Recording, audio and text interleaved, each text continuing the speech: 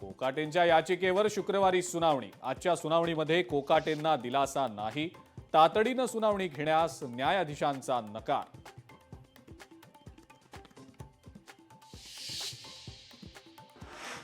माणिकराव कोकाटे आणि नवाब मलिकांविषयी अजित पवारांच्या प्रतिक्रियेकडे सगळ्यांचंच लक्ष। मात्र माध्यम प्रतिनिधींशी न बोलता अजित पवार निघून गेल्यानं अजितदादांच्या भूमिकेविषयीची उत्सुकता कायम।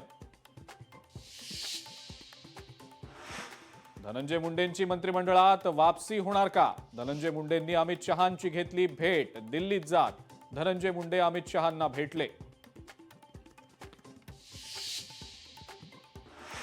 धनंजय मुंडे 100% मंत्रिमंडळात सामील होणार। लोकशाही मराठीशी बोलताना करुणा मुंडेंचा दावा। नवाब मलिकांना टार्गेट केलं जातंय, आमची स्वबळावर लढण्याची तयारी।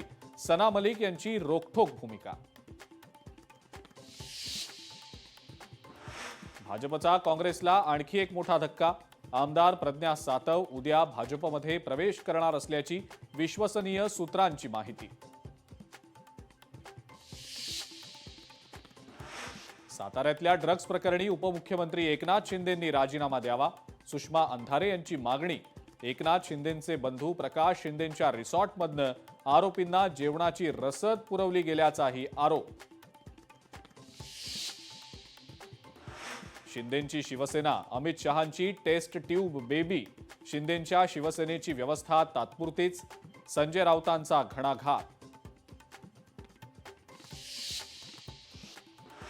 आणि संतोष देशमुख हत्या प्रकरणात वाल्मिक कराडचा जामीन फेटाळला। वाल्मिक कराडला दिलासा नाहीच।